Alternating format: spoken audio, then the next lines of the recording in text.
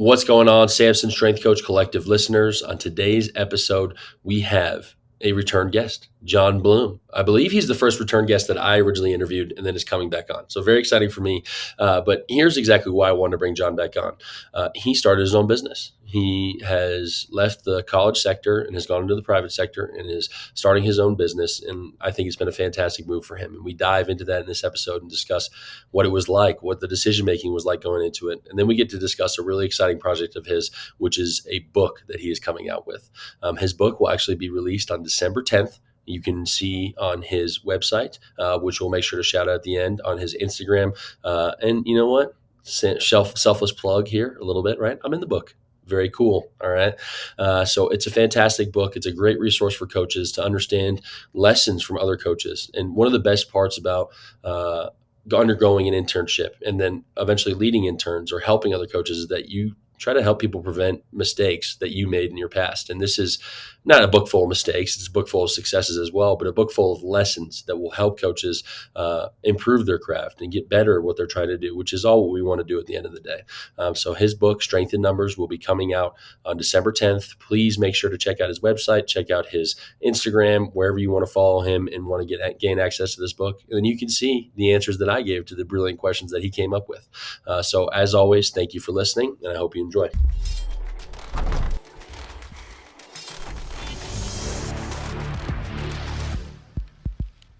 What's going on, collective listeners? On today's episode, we have a repeat guest. I think you're the first repeat guest I've had. Like, we've had a couple previous hosts had interviewed and then I interviewed now. But I believe you're the first guest that I've had on twice that I've interviewed.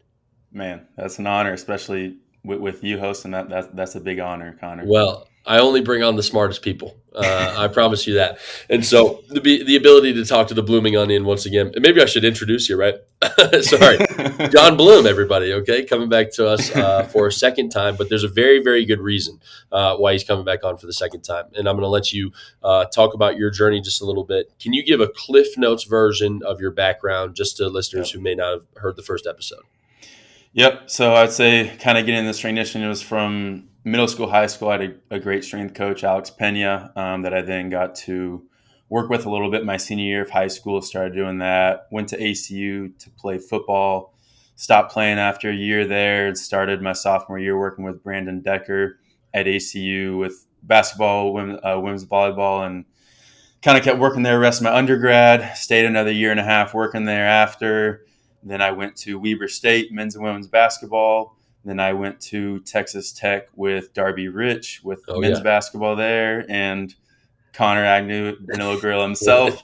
And then I went to ORU as the director and also working with men's basketball. And then this past May from there, I left ORU, left college strength conditioning, and started my own business now with Elevated Athlete Development and moved back to the Dallas area where I grew up. And now we're here. Incredible, man. Well, I'm glad you brought it up. That's the exact reason why I wanted to bring you back on. I think it's so, inspiring when coaches are able to follow their true passions, right? And are able to be true to themselves, understand what they truly want to get out of their career. And we've obviously talked about it many times, what you're looking for. But going from the collegiate sector, understanding that you are in that process at Oral Roberts, I'm sure you're thinking about this before Oral Roberts, right? About transitioning into a private sector business, starting your own business. What was the process behind that? What were the thoughts going through your head when the idea first come up, and then how did you execute it? Yeah, I mean, I think when I first, when I was at ACU during my undergrad first working, I'd always had the idea of doing my own business. But then, then I got into, college and it was great. And, that was still maybe always in the back of my mind, but I was still loving kind of the different spots I was at and what I was doing. And, when I went to ORU, I didn't have the expectation to leave to come do this. Like, I thought I'd be there a while.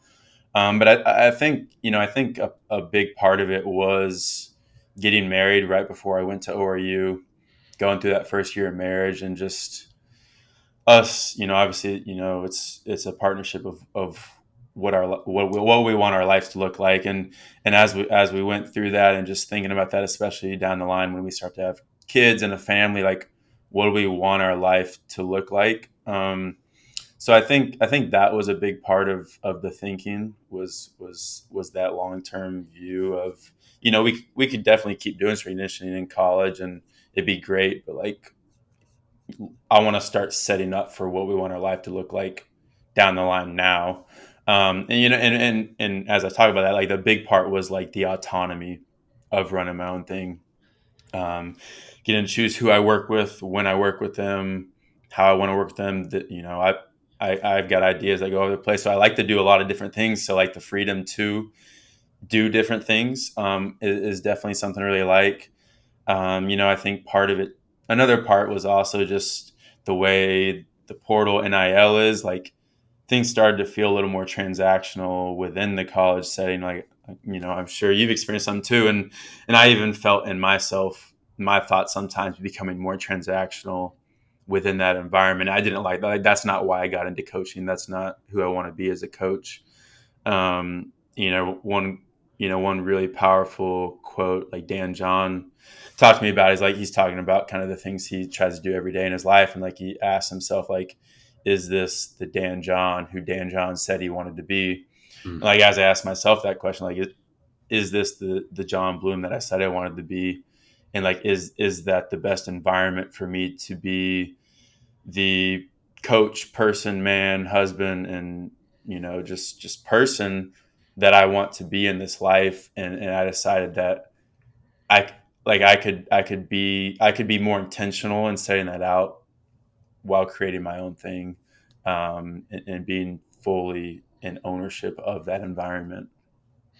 I appreciate your transparency on that, right? And there's a couple things that I want to ask you about further. The biggest thing is obviously the transactional piece, right? Yep. And I think when we're being honest, right, and when you really want to dive into it, college sports is a business. At the end of the Hmm. day, there's Yep. no way around it, especially when we're discussing revenue generating sports.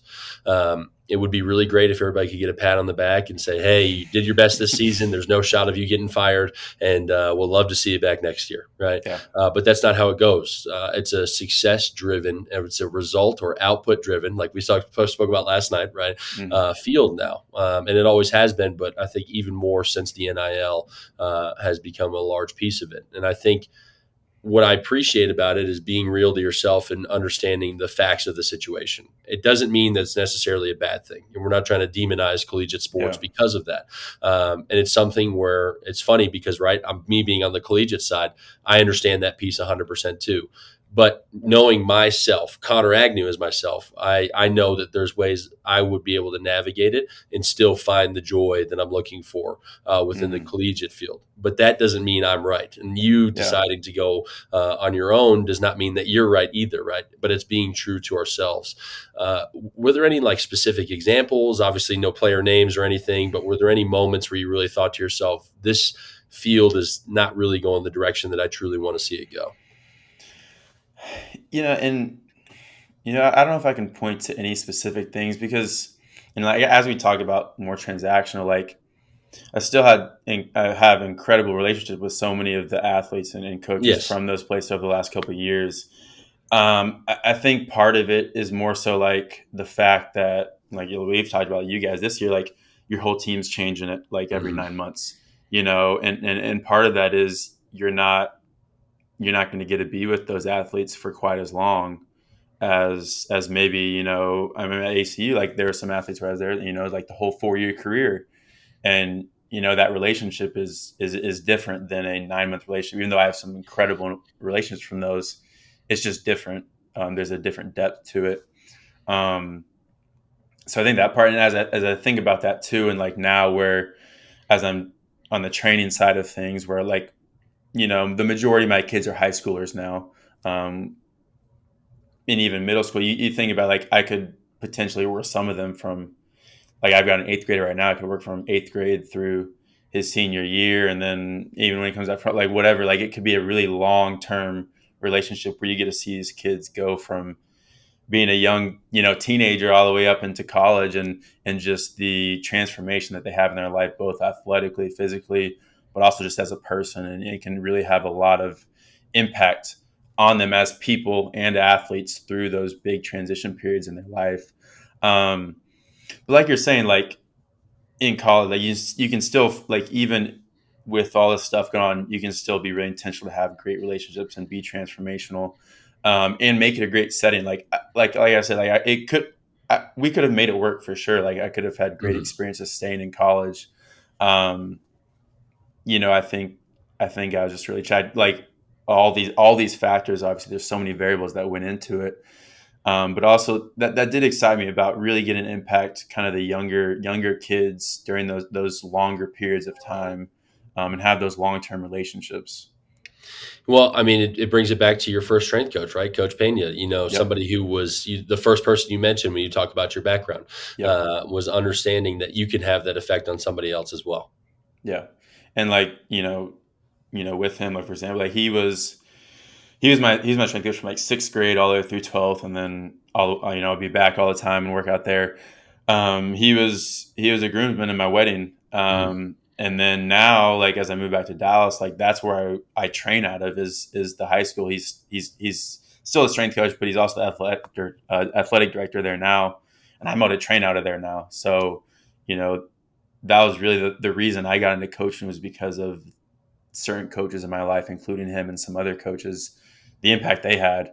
Um, yeah, I mean, I know some people that have been placed in my life through there. Like, I wouldn't be here without them, and the different things the roles they played in my life. And I think as coaches, like, that's what we want to do. We want to play those roles in the people we work with in their lives. So I think just being able to have a little more time to be able to do that can be powerful. Yeah, I think people are being unrealistic when they can say time doesn't really matter, Yeah, because it does. And I mean, seriously, like you said, with my example, I remember going through a little bit of a grief period after the transfer portal because yeah, there were certain players who had been there, for my full 2 years that I've been there so far, and just watching them grow, and then knowing where they can be in another 2 years, and hmm not only as an athlete but as a person, and watching how you can influence them. It was like a micro loss, a little bit when yeah, they left. Now, obviously, I can FaceTime them and they still reach out to me, and that's all great. But I understand 100% where you're coming from. Uh, the second and probably the biggest piece to me, I know I said the biggest was the NIL and transactional, but obviously the biggest one is going to be your autonomy. yeah. And you spoke about looking for what you wanted later in life and what you wanted with your wife and how you wanted to set those things up. What's the picture that you're looking for? Yeah, I mean, like, when I think about, like, what I want the business to look like down the line, like, my head goes so many different places, but and I know, like, it's going to evolve in so many different ways through the next couple of years. Especially even more years, it's going to just different opportunities, different avenues, different places my head will go. Um, but from, like, just a principle standpoint, I would say, like, one thing we look to is just having more. I guess not being tied down to the day to day of coaching. We're like, I want to coach always, but some of the stuff I got into is like working with other coaches and education and all that type of stuff. Like, I really enjoy that and want to do more of that too. Where right now the main source of my income is from training, and I want to be able to push where I can shift that, where more of it is from the education and other aspects, where I still train, but it's specifically, who I want to, when I want to, how I want to do it, and just how I'm able to set up my day, weeks throughout the year. Like, it's not tied down at all, and we have the flexibility and autonomy to, still going to work lots of hours, work really hard, but I can create it how I want to. So I'm making sure I'm there in the life, of my wife intentionally, and then when we have kids, like, in their life, and just be able to sequence and structure the days, weeks, months the way we want to. It just makes complete sense, and it's like my fiance's family knows for a fact that October through April I'm not available. Yeah. There's no going to Cancun for a family trip or Yeah. anything like that. And then even then, it's like, okay, well. in my summer now, this is my free time to kind of relax and decompress, but all of it's spent catching up on all the time I missed during season. And I still can't even really plan 100% what I want to do. Every plan is always comes with a stipulation of like, tentatively, yes. Yeah, And then just in case we have a big recruit coming into town or something, I won't be able to exactly. go. No, I mean, that was really, one of the factors I didn't really mention fully in the decision, but like just the inability to plan life where, like you mentioned recruits, especially now with the way it is, like before, like it's like you said, like my wife would ask me, "Hey, can we do this like next week?" And I'm like, I don't know, like I tell you the Yep. night before, like like we might have a recruit, we might, I don't know when practice is going to be, I don't know when this is going to be. So kind of like I said with the business, like you're still going to have to work really hard and do a lot of hours, but ultimately the decision comes down to me of when and how I do it and how I intentionally decide to make time or not for it. And that lack of clarity is kind of taken away now where it's down to me. I mean, it's exciting, I'm sure, Yeah. for not only for you, but for your wife as well. Yeah. Wow. And so, okay, so we talked about the decision behind it. And obviously, we know what the future goal for your business is, but what are the things that you're doing currently? And this is a leading question because I'm a part of some of these by being a client of yours. So I want to hear Yeah. from you, the horse's mouth exactly what you're doing. Yeah. Well, we have the strength in numbers community kind of that you're part of, you're kind of mentioning, where it's kind of a small group of us right now where we have Zooms every other week where I don't know, it's just, it's just real conversation. I think that's been the best part is just those connections we have as a small group Zooming. And, I would say like the conversations are sometimes they're X's and O's of coaching. And it is strength coaches and really all types of coaches. There's basketball, other types of coaches on it too. But I think a lot of it is even this type of stuff. Like last night we had a conversation where we're talking about some of this type of stuff, like what we're trying to set out for our careers, like the decisions we're making in our lives, how we're looking to develop ourselves, like how all these different things that go into coaching and the life of coaching. Just being able to have a group to kind of go through it with, I think it's been really cool, and just have some of those conversations that you don't always feel comfortable having or just have maybe the opportunity to have with other people around you. So that's one thing that I really enjoyed. And you've been a big part of that, awesome part of that. Um, so doing that, and then writing the book, that kind of where the name came from with that community is the Strength in Numbers book that I have coming out soon in December. That I've been working on really even back when I was at ORU before I even knew I was into my own business. But that's definitely something that's consuming a lot of my time right now to finish up and get ready to go. But something that I'm really, really excited to get out. I certainly want to touch on the book, but I don't want to go there quite yet. I do want to Yep. talk about the strength in numbers community a little bit, Yep. and especially because this podcast, right, focuses on the art side a little bit more.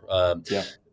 I just encourage the listener to be able to find a group. I'm not saying you have to immediately email John Bloom and say, "How do I get into strength in numbers?" Right? Because what's really cool about it is I feel like it is a little bit of a community. I've never met any of these people in person besides yourself, but last night's Zoom was actually a really perfect example of what you're trying to grow and what is Yep. coming into fruition. I felt like last night's Zoom was reflection. That Mm-hmm. was the word that kind of comes to my mind when I reflect on it, right? And I thought about it on my drive to work this morning, which is we've talked about many times. I don't listen to music. I don't, do anything that's distracting. I try to make sure that I reflect on the previous day and then what I want to look for in this next day upcoming. And to me, it was a really, really cool experience because we got to hear personal details of everybody else's lives and maybe some challenges that they faced or what they really want their career to look like. Mm-hmm. And it just allowed me to have a little bit more clarity myself on exactly what I want my career to look like. And, we talked about it on the Zoom, and I have no problem sharing it here with the listeners because they've been listening for a long time, right? Like my whole thing that we talked about was my future career. I don't really care because I like my job. And at the end of the day, we brought up a quick example of a coach that I worked for who's, one of the highest at his possible level that you can get. And he's still answering to the head coach. And so that moment for me was really transformational, not necessarily from the standpoint of, I would like to branch out of strength and conditioning, but from a standpoint of what really matters to me at the end of the day is my family, and Mm-hmm. making sure that they're taken care of. And so this career to me is a means to an end, to making sure that my family's taken care of. But I only say that because I don't think I would have really fully reflected on that or come to that realization as much without having your group to be able to discuss those things and other people to hear what their visions are too. So to me, it's just been a really, really cool experience.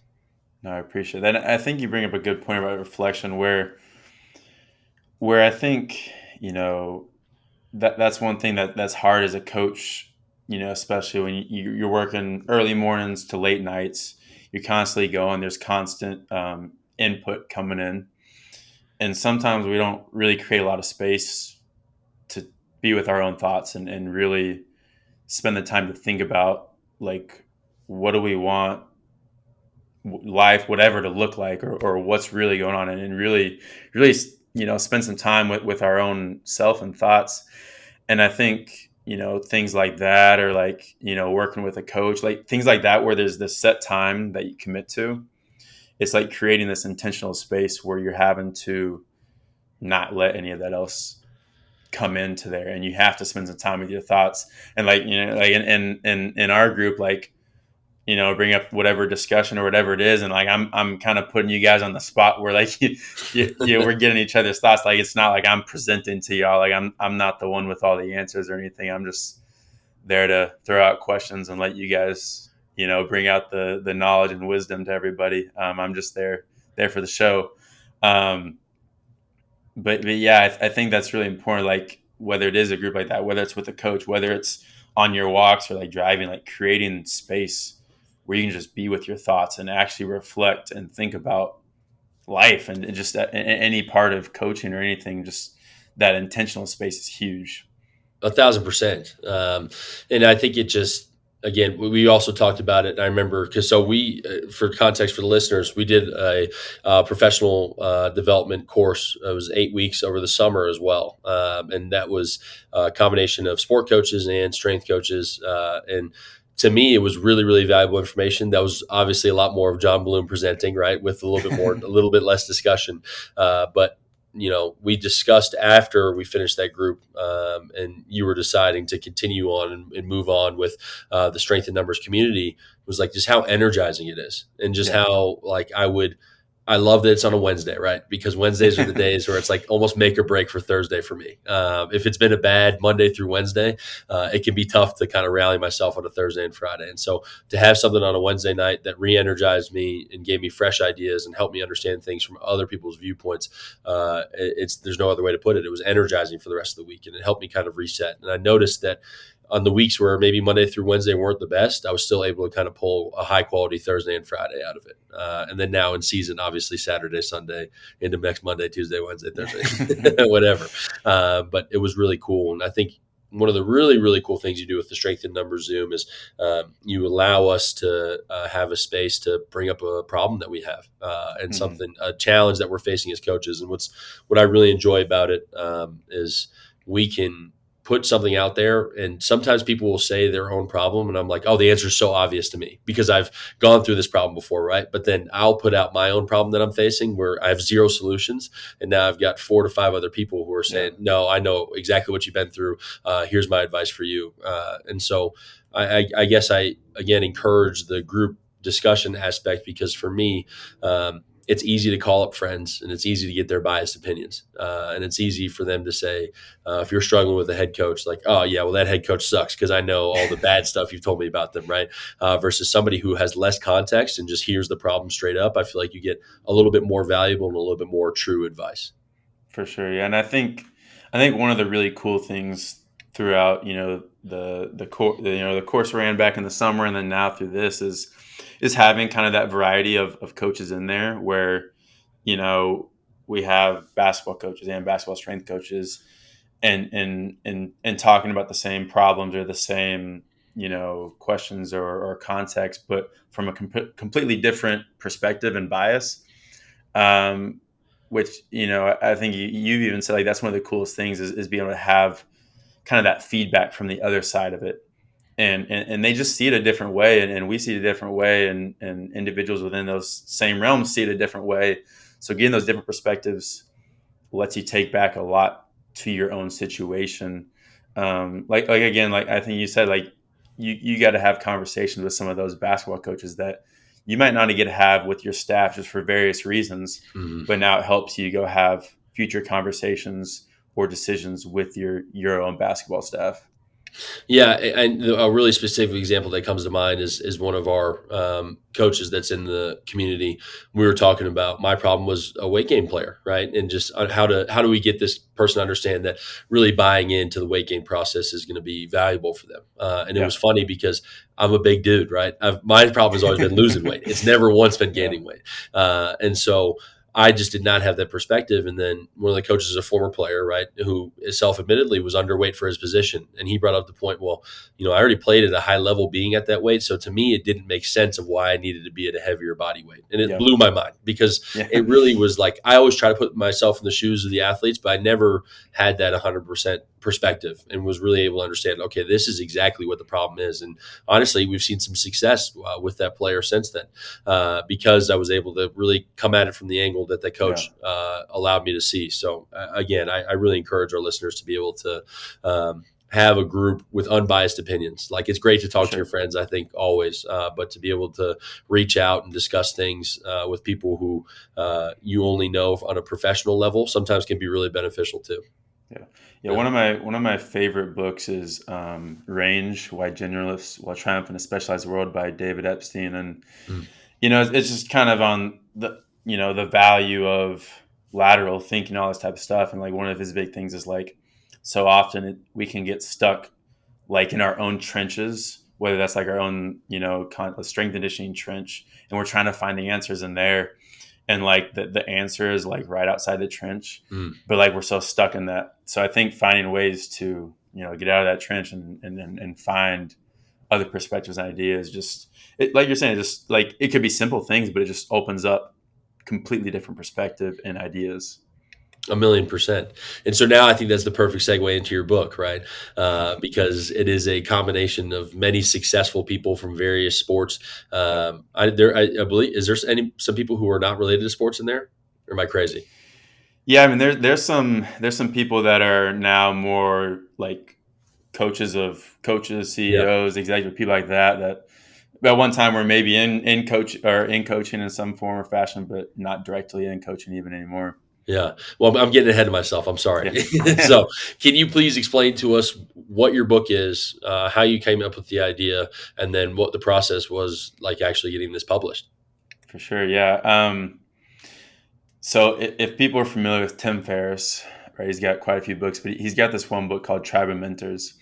And basically, in his introduction, he talks about how he went to write it, and he's talking about he at this one point in his life he had these problems and questions he was trying to figure out. And he just could not figure them out on his own, kind of like we're talking about with our group thing. But he decided, like, what if I just send these questions to the best people in the world? So that's what he did. He sent them like top of the profession from all types of business people, like actors, like all types of professions. Sent these questions out that he came up with, got their answers back, and put basically his book of Tribe of Mentors together through their responses. And I'd read that book before, and I can like remember the moment. So it was when I was in Tulsa at ORU, like in September of last year, and I remember I went back to read it. And it's one where, like, since it's all these coaches, you can kind of just pick it up and read. You don't have to read it front to back. And Mhm. I was rereading his introduction of kind of what I just said of how he did that. And I don't know, this idea is probably like what if I did this for strength and conditioning coaches? And started thinking like of the different people I'd ask and what I would ask them. And I don't know, that idea just kind of popped as like, cool idea, whatever. And then I had the idea like, okay, no, like it should be for all types of coaches. Cause just like what we're talking about now, like that's going to bring in just different perspectives and lenses of how we look at these questions beyond just strength and conditioning, and provide so much value into how, we can consider how our head coaches think about these things, or how whatever thinks about these things. Um, so I was like, okay, we're going to do all types of coaches. And I kind of came up with a list of 12 questions that I wanted to ask, and started, asking a couple really like friends at first. Like, I think you're one of the first ones actually that I sent them Hell yeah. to. And once I got your answers back, I almost had to cut the project. I was like, it's not going well. Uh, just kidding. But so I started doing that, and I don't know that I had any intention for it to really become much of like something. I think at first it was like, all right, like I'll make like a PDF and like send it out, or something like that. And then I don't know, just kept evolving, like kept asking more people, and like so many people were willing to be a part of it. Big name, people, all types of people just wanted to do it. And because like it's about helping coaches really. So it just kept evolving, become bigger, and eventually decided, hey, like I want to actually make this into like a real book, like hard copy book. And really, like I view it as a mentorship guide, really, for coaches. Where it is, like we're talking about the group, it's less about just X's and O's. There's a little bit of that in there, but like 85-90% is like how do you create a great coaching career in life? Like, how do you build your career if you're just starting out? How do you sustain it? How do you have difficult conversations? How do you handle burnout, struggle, overwhelm, these things that like so many people in coaching face? All those types of questions that are really important to having a great coaching career, but probably not talked about in your textbooks as you're learning to be a coach. Or um, so I think it's just really cool to see all the stories, and the authenticity and realness that so many coaches had of what they shared, and these coaches that are at the very top of the profession, just what they share, showing like, hey, like we had these struggles too. And I think like a big part of it is like showing like so many coaches like, hey, it's okay to have these things. Like, here's strategies for dealing with it. Um, so yeah, I mean, I really do view it as like a encyclopedia of coaching wisdom, and just like big form of mentorship that people have access to from all these incredible coaches.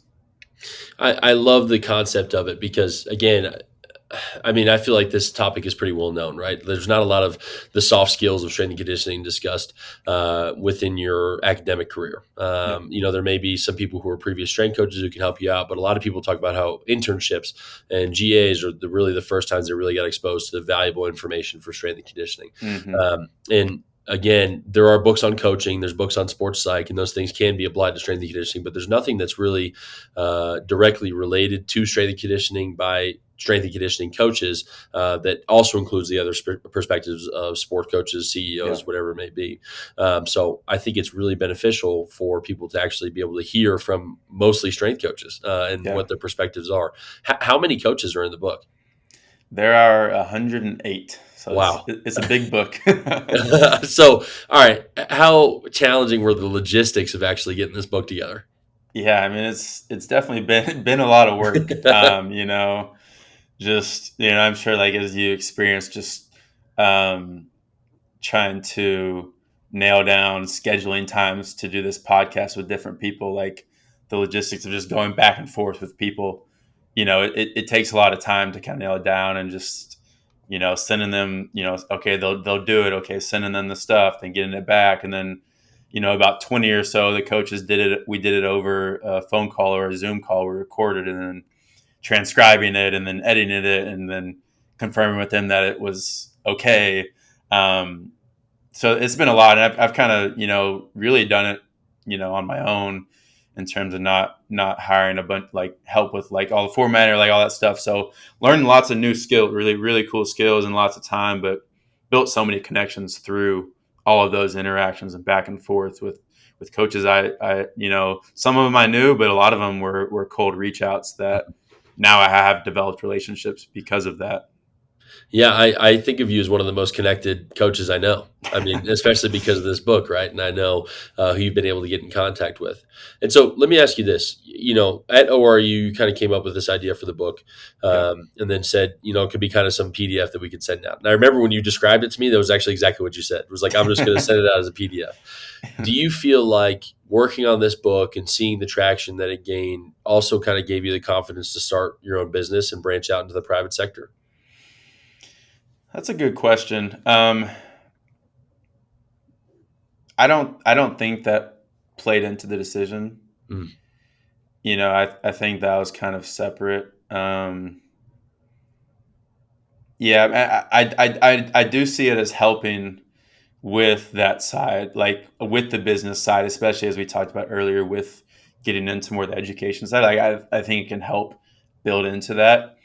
But I wouldn't say it really influenced the decision to do that. I think it had to do more with the previous stuff we talked about. But yeah, I definitely see where you're coming from with that question for sure. yeah, you could have given me a better answer, but whatever. No, but again, I think it's really cool for you to undertake such a big project, and I think it's something that's going to be really valuable for people to actually use and utilize. And again, it's almost a on paper result of what we were talking about with our strength in numbers community, Yeah, and it just being able to hear other people's perspectives. So we already emphasize the importance of that, and so I think again having a book that you can refer back to, and like you said, it's not a book that you have to stay locked in on. Like we talked about it, I'm reading Deep Work right now, and like I know for a fact I have to set aside an hour and a half every time I read that book, because if I read yeah, 15 minutes, like I'm like, all right, I have no clue, and I immediately lose what we already worked on. So I think it's awesome to have that perspective. yeah. My final question for you, and something that I'm curious about, was when you were right at the edge of your decision of deciding to start your business, what were the fears that you faced, and have any of them really come to fruition?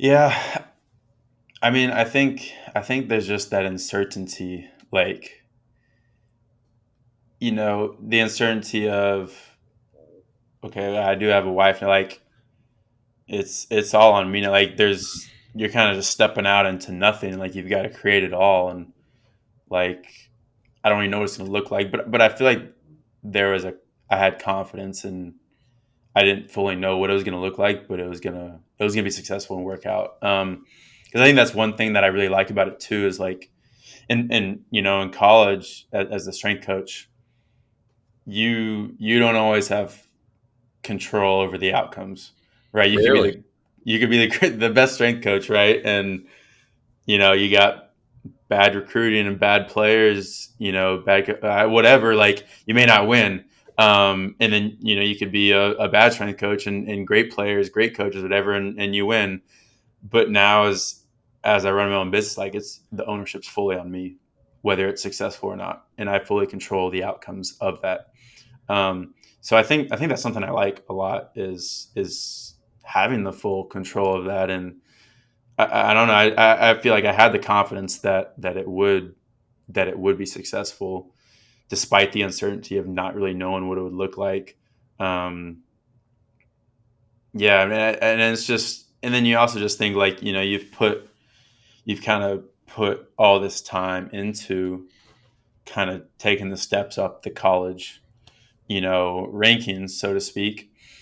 And it's like now you're kind of stepping away. Like you think of like, okay, like where could I be in college if I stayed another 5 or 10 years? Like, would I be running a big Power Five, or whatever? Like, kind of these what ifs. Um, but when I really think it's like that doesn't matter. Hmm. Like it doesn't change like who you are, like what your life is being at it. Like I've seen that before. And I think Thomas Lean at LSU women's basketball strength coach. He talks about that in the book. Actually, he talks about like when you're making job decisions, it's like you always you think about your problems, and it's like the problems don't change if you move from here to here. He's like, I've won 2 national championships, been to all these things. Like it doesn't change. Like so, I think it's important to think about that because sometimes we think like once we get to this level, it's gonna all be good. Like I won't have these things, but just understand like it's about the values and the alignment and the intentionality of how you create that in your life, no matter where you're at and kind of what the context is. Um, so I think those are some of the conversations I had in my head, and just understanding that the what ifs don't really matter. Yeah. And so, not to be cheesy, but it sounds like one of the biggest things that was important was just believing in yourself. Yeah, yeah, for sure. And I one thing that I think was really big was I did hire a coach. A coach named Miranda Holder, and it was kind of cool. She had been the rowing coach. She's in the book. She had been the rowing coach at Georgetown, so she was in college athletics, and then about 10 years ago transitioned out, and now she coaches coaches and CEOs, like all types of people, especially with people that are making kind of transitions in kind of career. So I think we kind of had that relatability with like transitioning kind of from college coaching out.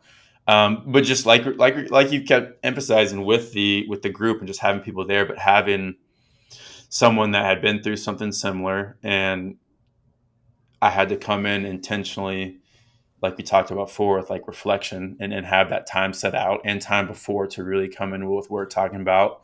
Um, I think it was huge just having a person like that to help kind of guide, just like my goal with the book is like a form of mentorship and guide, like having that person there too. The pocketbook of strength and conditioning and coaching. Well, John, I mean, it's always fantastic to speak with you. I get to see you every 2 weeks, regardless. But for our listeners who are listening, how do we buy the book? Yeah, so it'll be out on Amazon. There'll be ebook, paperback, hardcover on there, and kind of all information's on my website too at johnbloomcoaching.com. But yeah, available on Amazon. Amazing. Well, I'm sure we can at least get one copy out of this this podcast. I can hope so, I mean, and it'll be me. yeah, I mean, if you didn't know, Connor Agnew, Vanilla Gorilla is in the book. So like I feel like that's reason enough to buy right there just to read your chapter, which Don't which worry, is a great chapter. I absolutely already mentioned that in the intro. Oh yeah, I oh couldn't get yeah. over my love for myself. I I mean, believe in it's worth myself too. mentioning again. Awesome. Well, thank you, John. I really appreciate you coming on. It's been, again, awesome to speak with you, and I'm glad we got to share what you're sharing with the world. No, cool, man. I appreciate you having me and just your support and what you're doing for me and so many other people through what you do. Thank you, man. I mean, it means a lot. I Yeah. appreciate you.